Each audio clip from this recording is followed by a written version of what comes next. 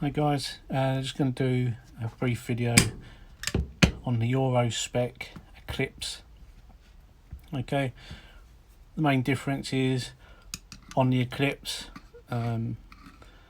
also branded as Davenport Burgess, etc., in a red colour. ID in fact is the way it kicks over the top of the keyway. Okay, the Eurospec comes all the way round, oval the top and then across.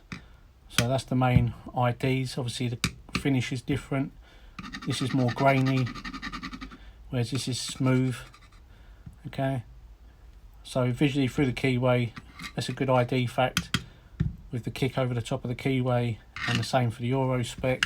And then when you turn them over, you still got the same kick on the Eclipse, but on the or Arrow as well does that, whereas on the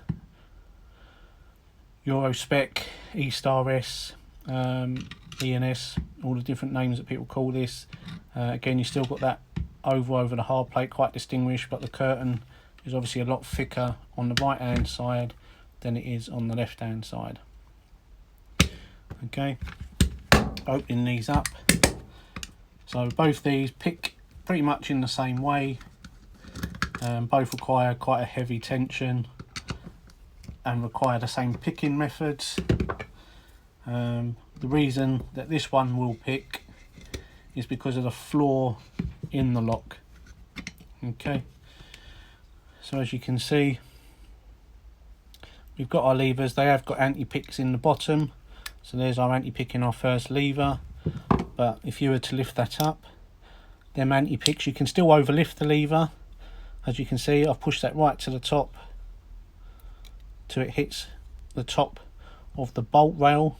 Okay, and it's in the high lift state, so it's not gone into anti-pick, but it's missed the gate, but it's not engaging the anti-picks. That's the same for all of the levers, so you can't put this lock into anti-pick. That's not to say you can't overlift and still not pick it open. So by using picking methods as described previously, that's one way to open this lock. So it does require quite a heavy tension. Okay, whereas the Eurospec,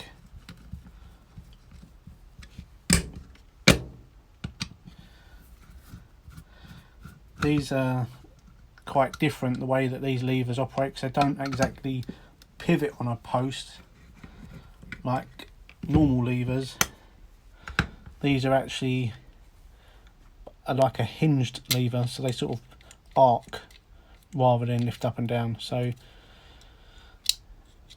but again, they require a heavy tension to pick. Let's get these set back out. Okay, so yeah, so they're different in that they don't pivot on a post, they kind of arc up and down, as already explained. There isn't any anti-picks as such in these locks. There is one lever that will give you problems when the lock jams. So you constantly, when you're picking these, you're waiting for the bolt to jam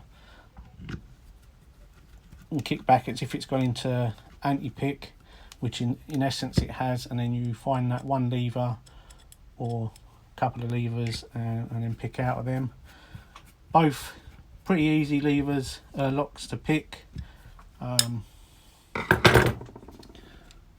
Okay, these are probably locks that are good to sort of start on in terms of learning your picking.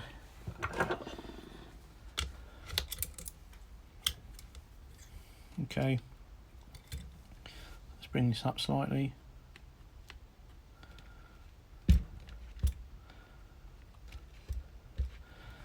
That's in better view. Okay, I'm just going to go through, pick this one.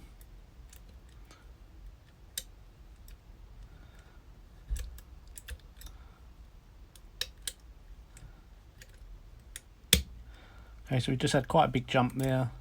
1, 2, 3, 4, 5. 1, 2, 3, 4, 5. 2, 3, 4, 5.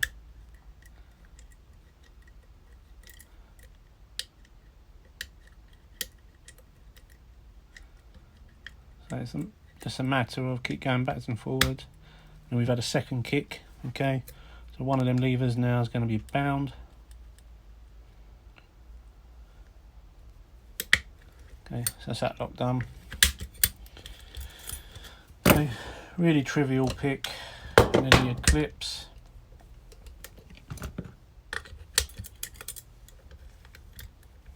Get my hand out of the way.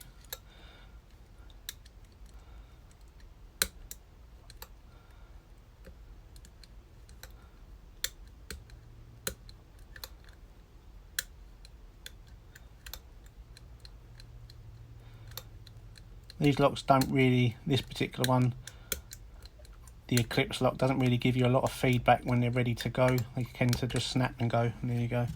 Okay, really simple. Just a bit of practice with these. But again, I do teach a lot of the techniques on these. So yeah.